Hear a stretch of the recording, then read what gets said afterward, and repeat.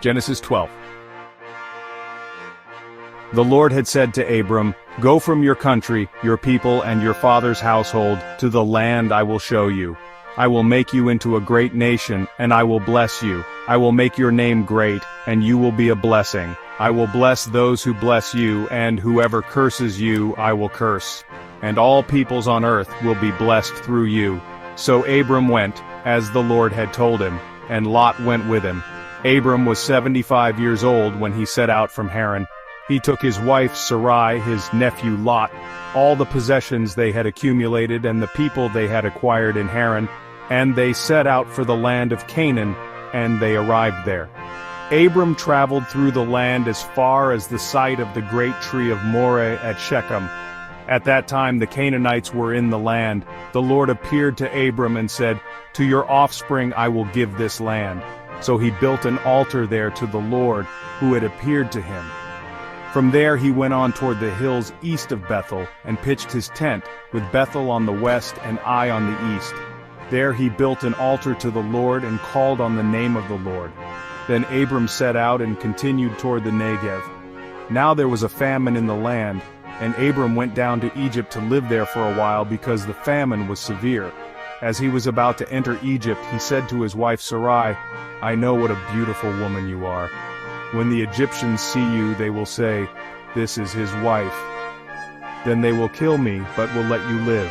Say you are my sister, so that I will be treated well for your sake, and my life will be spared because of you." When Abram came to Egypt, the Egyptians saw that Sarai was a very beautiful woman, and when Pharaoh's officials saw her, they praised her to Pharaoh, and she was taken into his palace. He treated Abram well for her sake, and Abram acquired sheep and cattle, male and female donkeys, male and female servants and camels. But the Lord inflicted serious diseases on Pharaoh and his household because of Abram's wife Sarai. So Pharaoh summoned Abram. "What have you done to me?" he said. "Why didn't you tell me she was your wife? Why did you say, 'She is my sister,' so that I took her to be my wife? Now then, here is your wife. Take her and go." Then Pharaoh gave orders about Abram to his men, and they sent him on his way with his wife and everything he had.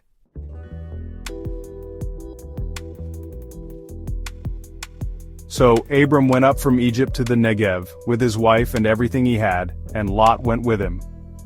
Abram had become very wealthy in livestock and in silver and gold. From the Negev he went from place to place until he came to Bethel, to the place between Bethel and Ai where his tent had been earlier, and where he had first built an altar. There Abram called on the name of the Lord. Now Lot, who was moving about with Abram, also had flocks and herds and tents, but the land could not support them while they stayed together, for their possessions were so great that they were not able to stay together, and quarreling arose between Abram's herders and Lot's. The Canaanites and Perizzites were also living in the land at that time. So Abram said to Lot, "Let's not have any quarreling between you and me, or between your herders and mine, for we are close relatives. Is not the whole land before you? Let's part company. If you go to the left, I'll go to the right. If you go to the right, I'll go to the left." Lot looked around and saw that the whole plain of the Jordan toward Zoar was well watered, like the garden of the Lord, like the land of Egypt. This was before the Lord destroyed Sodom and Gomorrah. So Lot chose for himself the whole plain of the Jordan, and set out toward the east. The two men parted company. Abram lived in the land of Canaan, while Lot lived among the cities of the plain and pitched his tents near Sodom. Now the people of Sodom were wicked and were sinning greatly against the Lord. The Lord said to Abram after Lot had parted from him, "Look around from where you are, to the north and south, to the east and west. All the land that you see I will give to you and your offspring forever. I will make your offspring like the dust of the earth, so that if anyone could count the dust, then your offspring could be counted. Go, walk through the length and breadth of the land, for I am giving it to you." So Abram went to live near the great trees of Mamre at Hebron, where he pitched his tents. There he built an altar to the Lord.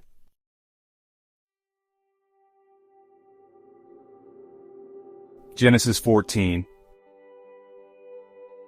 Genesis 14. At the time when Amraphel was king of Shinar, Arioch king of Elasar, Kedorlaomer king of Elam and Tidal king of Goyim. These kings went to war against Bera king of Sodom, Bersha king of Gomorrah, Shinab king of Admah, Shemeber king of Zeboim, and the king of Bela, that is, Zoar. All these latter kings joined forces in the valley of Siddim, that is, the Dead Sea Valley. For 12 years they had been subject to Kedorlaomer, but in the 13th year they rebelled.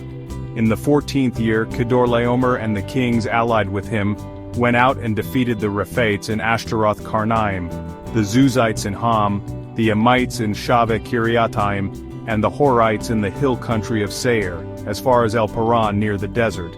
Then they turned back and went to En-Mishpat, that is, Kadesh, and they conquered the whole territory of the Amalekites, as well as the Amorites who were living in Hazazon Tamar. Then the king of Sodom, the king of Gomorrah, the king of Admah, the king of Zeboim, and the king of Bela, that is, Zoar, marched out and drew up their battle lines in the valley of Siddim against Kedorlaomer king of Elam, Tidal king of Goyim, Amraphel king of Shinar, and Arioch king of Elasar, 4 kings against 5. Now the valley of Siddim was full of tar pits, and when the kings of Sodom and Gomorrah fled, some of the men fell into them and the rest fled to the hills. The 4 kings seized all the goods of Sodom and Gomorrah and all their food. Then they went away. They also carried off Abram's nephew Lot and his possessions, since he was living in Sodom. A man who had escaped came and reported this to Abram the Hebrew. Now Abram was living near the great trees of Mamre the Amorite, a brother of Eshcol and Aner, all of whom were allied with Abram. When Abram heard that his relative had been taken captive, he called out the 318 trained men born in his household and went in pursuit as far as Dan.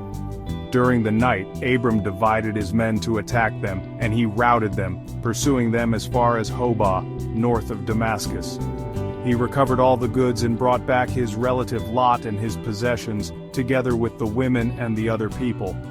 After Abram returned from defeating Kedorlaomer and the kings allied with him, the king of Sodom came out to meet him in the valley of Shaveh, that is, the king's valley. Then Melchizedek king of Salem brought out bread and wine. He was priest of God Most High, and he blessed Abram, saying, "Blessed be Abram by God Most High, creator of heaven and earth, and praise be to God Most High, who delivered your enemies into your hand." Then Abram gave him 1/10 of everything. The king of Sodom said to Abram, "Give me the people and keep the goods for yourself." But Abram said to the king of Sodom, "With raised hand I have sworn an oath to the Lord, God Most High, creator of heaven and earth, that I will accept nothing belonging to you, not even a thread or the strap of a sandal, so that you will never be able to say, 'I made Abram rich.' I will accept nothing but what my men have eaten, and the share that belongs to the men who went with me, to Aner, Eshcol, and Mamre. Let them have their share."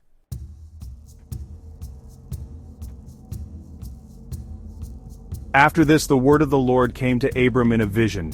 "Do not be afraid, Abram, I am your shield, your very great reward." But Abram said, "Sovereign Lord, what can you give me, since I remain childless, and the one who will inherit my estate is Eliezer of Damascus?" And Abram said, "You have given me no children, so a servant in my household will be my heir." Then the word of the Lord came to him, "This man will not be your heir, but a son who is your own flesh and blood will be your heir." He took him outside and said, "Look up at the sky and count the stars, if indeed you can count them." Then he said to him, "So shall your offspring be." Abram believed the Lord, and he credited it to him as righteousness. He also said to him, "I am the Lord, who brought you out of Ur of the Chaldeans to give you this land to take possession of it."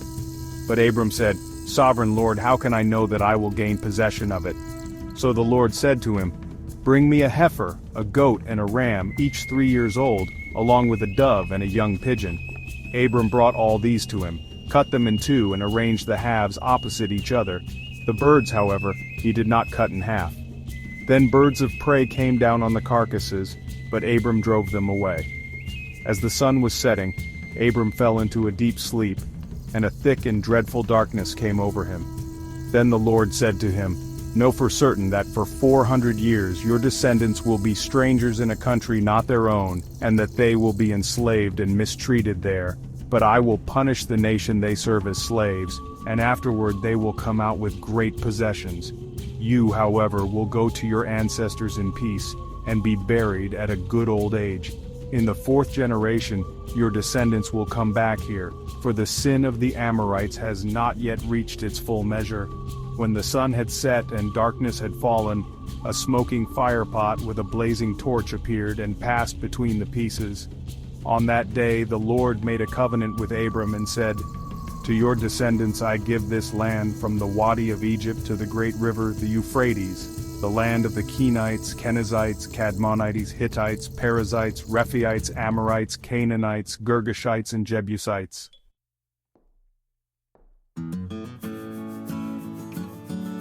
Now Sarai, Abram's wife, had borne him no children, but she had an Egyptian slave named Hagar, so she said to Abram, "The Lord has kept me from having children. Go, sleep with my slave, perhaps I can build a family through her." Abram agreed to what Sarai said. So after Abram had been living in Canaan 10 years, Sarai his wife took her Egyptian slave Hagar, and gave her to her husband to be his wife. He slept with Hagar, and she conceived. When she knew she was pregnant, she began to despise her mistress. Then Sarai said to Abram, "You are responsible for the wrong I am suffering. I put my slave in your arms, and now that she knows she is pregnant, she despises me. May the Lord judge between you and me." "Your slave is in your hands," Abram said. "Do with her whatever you think best." Then Sarai mistreated Hagar, so she fled from her. The angel of the Lord found Hagar near a spring in the desert. It was the spring that is beside the road to Shur, and he said, "Hagar, slave of Sarai, where have you come from, and where are you going?" "I'm running away from my mistress Sarai," she answered. Then the angel of the Lord told her, "Go back to your mistress and submit to her." The angel added, "I will increase your descendants so much that they will be too numerous to count." The angel of the Lord also said to her, "You are now pregnant, and you will give birth to a son. You shall name him Ishmael, for the Lord has heard of your misery. He will be a wild donkey of a man, his hand will be against everyone and everyone's hand against him, and he will live in hostility toward all his brothers." She gave this name to the Lord who spoke to her, "You are the God who sees me," for she said, "I have now seen the one who sees me." That is why the well was called Bir Lahai Roi. It is still there, between Kadesh and Bered. So Hagar bore Abram a son, and Abram gave the name Ishmael to the son she had born. Abram was 86 years old when Hagar bore him Ishmael.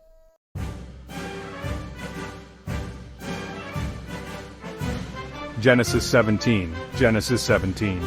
When Abram was 99 years old, the Lord appeared to him and said, "I am God Almighty.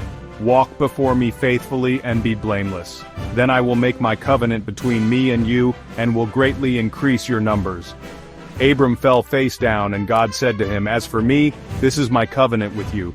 You will be the father of many nations. No longer will you be called Abram.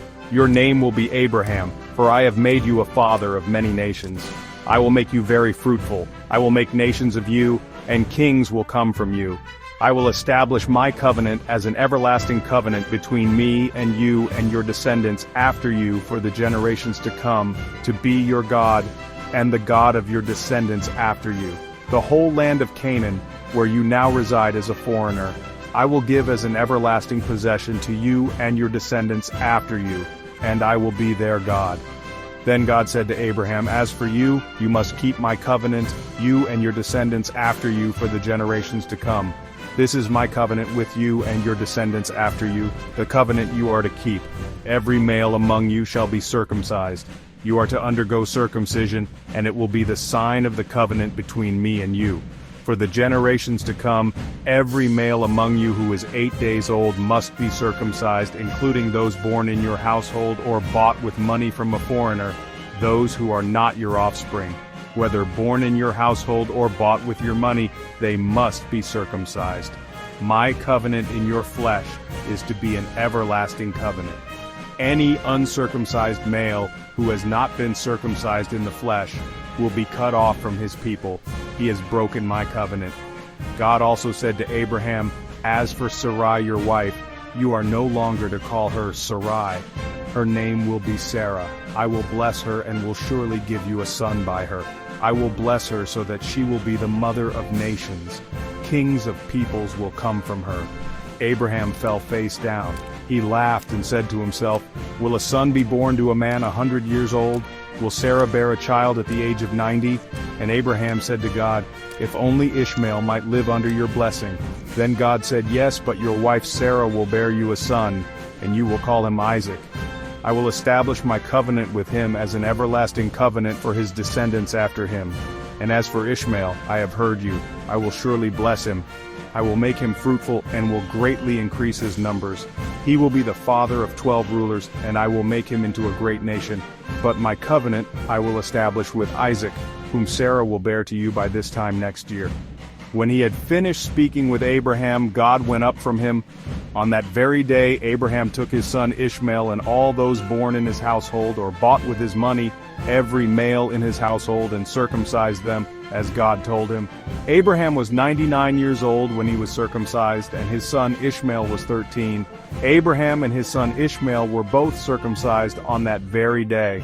And every male in Abraham's household, including those born in his household or bought from a foreigner, was circumcised with him.